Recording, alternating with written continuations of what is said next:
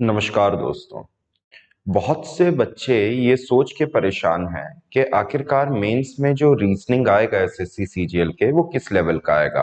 क्या आपसे उठा के बैंक के लेवल का पूछा जाने लगेगा या फिर आपसे उठा के किसी और लेवल का आपसे पूछा जाने लगेगा। पजल आएंगे कि नहीं आएंगे, कोडिंग डिकोडिंग जो आएगी वो किस लेवल पे आएगी, किस लेवल पे नहीं आएगी।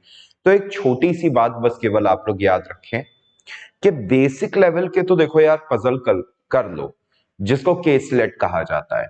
नहीं होता है तो फिर एक दिन मैं उठा के मैं वीडियो में डाल देता हूं बिफोर आपके एग्जाम से पहले। ठीक है। बिल्कुल बेसिक लेवल के आपको बेटा पजल्स आप लोगों को देख लेने हैं, क्योंकि सिटिंग अरेंजमेंट की फॉर्म में वो वाले पजल्स आपसे पूछे जा सकते हैं।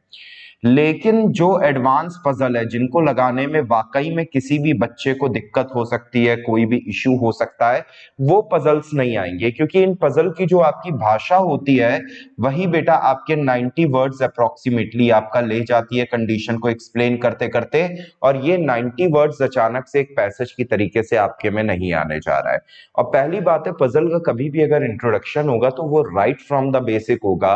वो इस तरीके से आपका नहीं होने जा रहा है कि आप लोग ये सोचो कि कहीं से भी कोई भी चीज उठा ली किसी ने और वो आपसे डायरेक्टली पूछ देगा। हाँ, कोडिंग डिकोडिंग का एक हिस्सा होता है जिसको हम लोग कहते हैं स्पेशल फॉर्म ऑफ कोडिंग।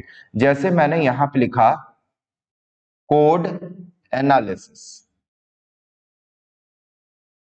ठीक है।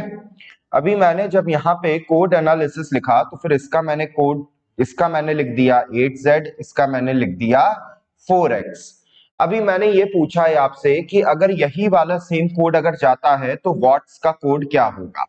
तो अभी आपको ये निर्धारित करना है कि 8z जरूरी नहीं है कि इसी कोड का मतलब कोड हो, या एनालिसिस का जो ना 4x आपका कोड हो। आपको ये वाली बात निर्धारित करनी है कि कौन सा किसका हो सकता है।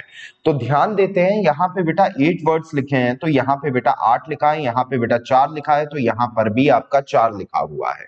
अभी बेटा इस वाली चीज के ऊपर पे या इस वाले सिनेरियो को अगर हम लोग जरा भी ध्यान देते हैं, देखिए मैं ऊपर में किए दे रहा हूं, थोड़ा सा और मैंने कर दिया है।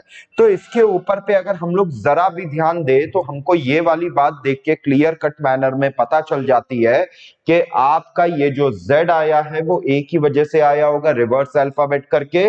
और यहां पर बेटा जो X आया है आपका, वो आपका C की वजह से आया होगा, क्योंकि C का उल्टा क्या होता है आपका X हो जाता है। तो अगर हम लोग बेटा इस वाले तरीके से अगर एनालिसिस करें या देखें चीजों को, तो हाँ, ये वाला कोडिंग डिकोडिंग बेटा पॉसिबल है।